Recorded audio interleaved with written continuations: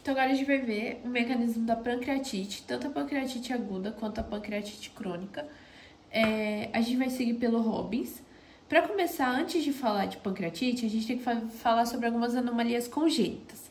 Elas são bem poucas e elas não são tão importantes porque os casos delas são bem pequenos mesmos, mas os principais vai ser o pâncreas de Wieson. Esse pâncreas de Wieson é o quê? Uma anomalia congênita, que é mais comum, acontece de 3 a 10% dos casos, que é quando o ducto pancreático principal se junta ao ducto biliar comum próximo à papila de Vater. Então, eles se unem e formam quase que um pâncreas, um ducto só. E aí, o que acontece? Ele vai acontecer por uma falha na fusão do sistema de ducto fetal, pancreático dorsal e ventral, e acontece no período embrionário já. O pâncreas anular é uma anomalia no qual uma porção do tecido pancreático que está normal, em forma de anel, vai envolver a segunda porção do duodeno.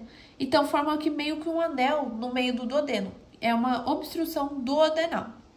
O pâncreas ectópico, tecido pancreático em localização atípica ou ectópico, acontece em 2% das autópsias, que é quando você tem o tecido pancreático em local que não era para ele estar, que vai ser o estômago, duodeno, jejum e etc. Elas não são tão importantes porque elas não são tão encontradas, mas a divisão é pâncreas de Wieson, que é quando tem uma união do ducto pancreático com o ducto biliar. Pâncreas anular, o pâncreas ele forma quase que um anel em volta do duodeno, e o pâncreas ectópico, que é quando o tecido pancreático vai estar em uma localização atípica ou ectópica, incomum. Pancreatite agora. A pancreatite, ela tem duas formas, a aguda e a crônica. A pancreatite, ela vai ser a principal que a gente vai estudar, porque o nosso pâncreas, ele tem um mecanismo de autodefesa, que impede que ele seja autodigerido. O que acontece? O pâncreas, ele sintetiza as enzimas em forma de proenzima inativa. Então, essas enzimas no pâncreas, elas estão inativas. Elas ficam dentro de um grânulo de secreção. E elas vão ser ativadas pela tripsina, que é ativada por uma enzima duodenal, então no intestino delgado. Então, elas não são ativadas no pâncreas, e sim no intestino delgado, para evitar que elas façam uma autodigestão nesse pâncreas. E também você tem um controle dessas células acinárias. Ela vai controlar de que forma? Secretando inibidor de tripsina, que esse inibidor vai limitar a atividade da tripsina intrapancreática. Então, vai impedir com que ela fique muito alta e autodigira o pâncreas. E a pancreatite vai acontecer quando você tem essa proteção desordenada ou sobrecarregada. Para começar, a gente vai falar da pancreatite aguda.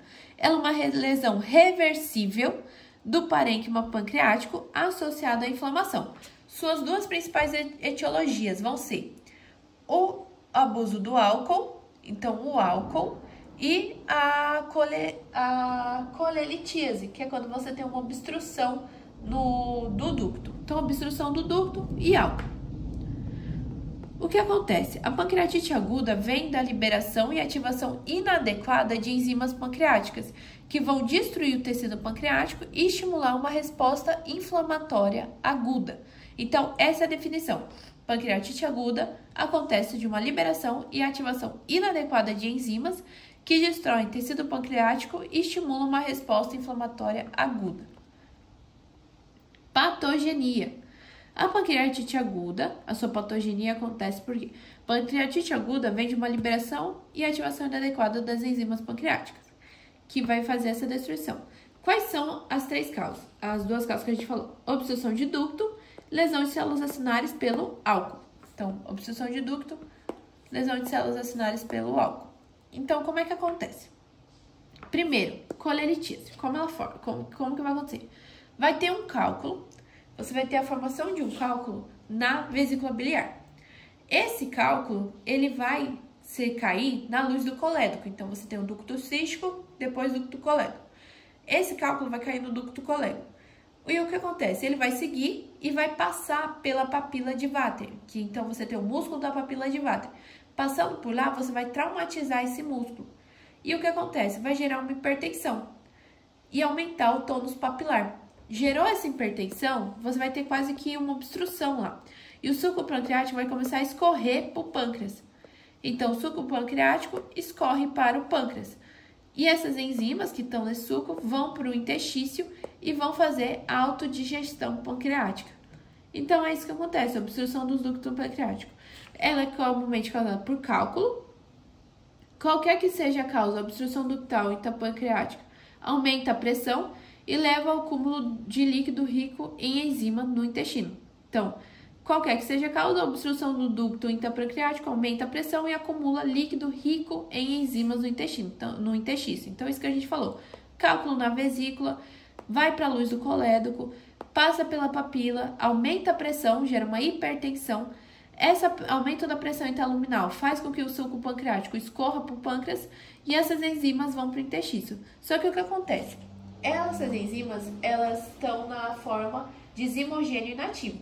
Só que a lipase, ela é produzida numa forma ativa e ela tem potencial de causar necrose gordurosa local. E aí você vai ter essa necrose gordurosa. Então, o que acontece? Vai ter a sequência. Tem uma obstrução, então uma lesão direta da célula, lesão intracelular, tem causada pelo cálculo. Esse cálculo obstrui a região, isso gera edema. Depois do edema, esse edema vai fazer com que diminua o fluxo de sangue. Tem isquemia, então edema e isquemia, ativa as enzimas pancreáticas. E aí vai ter essa necrose gordurosa. Então, o padrão de necrose é necrose gordurosa. Então, lesão de células sinares, ativação de enzimas ativadas. Então, essa é a tríade da obstrução, quando a pancreatite é causada por obstrução de ducto. Beleza. Qual é a tríade? Traumatismo de papila, aumento de pressão intraluminal, refluxo de enzimas entre os ácidos. Então, tríade da pancreatite aguda causada por colelitise. Só que a pancreatite, ela também pode ser causada por estresse oxidativo e aumento de cálcio. Elas vão estar associadas, já a gente vai ver com o abuso do álcool. O estresse oxidativo faz com que tenha a produção de radicais livres nas células acinares. Aumenta NF-kappa-beta. NF-kappa-beta vai fazer o quê? Inflamação e autodigestão. Então, bem básico isso. Por quê? Tem que gravar aqui radical livre, NF-kappa-beta, inflamação. E aí, o que acontece? Com algum motivo, que não sabe certamente por quê, você vai ter também, pode ter um aumento do cálcio. Então, pode vir por várias causas. Esse aumento do cálcio, o que acontece? O cálcio, ele tem um papel de regulação. Se o cálcio está baixo, a tripsina, ela vai manter na forma inativada. Se o cálcio está alto, a autoinibição dessa tripsina vai ser revogada, parou. Não vai ter mais essa autoinibição. E o que acontece? Vai ter ativação do tripsinogênio pela tripsina. Então, ativação do tripsinogênio pela tripsina. E aí, elas também são responsáveis por ter essa pancreatite aguda. Só que o álcool, ele está relacionado com os três que a gente falou. Do cálculo, então, esse traumatismo de papila, aumento da pressão intraluminal, o radicais livres, estresse oxidativo, e o aumento de cálcio. Por quê? O álcool, ele vai fazer com que tenha uma secreção de suco pancreático hiperproteico e litogênico.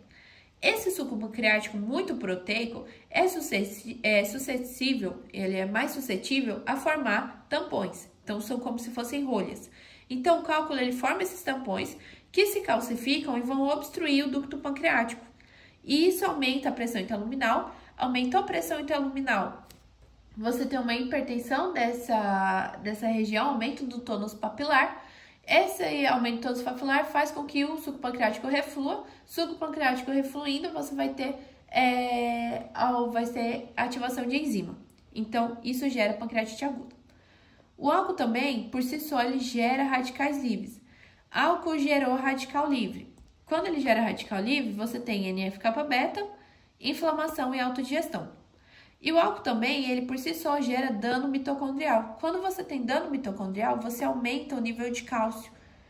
Aumentando o nível de cálcio, você vai ter uma diminuição da autorregulação do tripsinogênio em tripsina.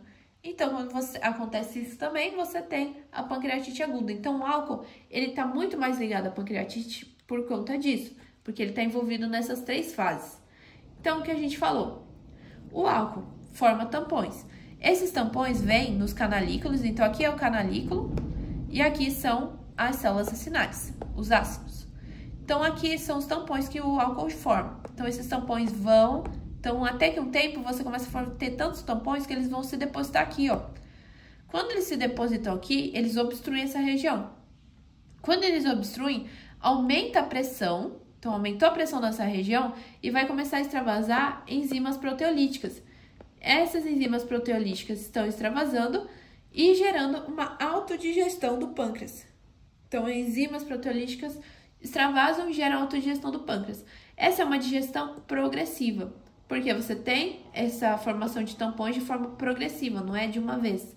Então, eles formam, obstruem, aumenta a pressão, extravasam enzimas proteolíticas que geram uma autodigestão do pâncreas. Então, uma doença progressiva. O que acontece? Você vai ter o depósito de cálcio no pâncreas para tentar restringir o processo inflamatório. Então, vai ter calcificação nessa região, por quê? Porque esse cálcio, ele vai começar a se formar no pâncreas para tentar restringir essa inflamação. E aí, tem essa questão da calcificação. Qual é a tríade?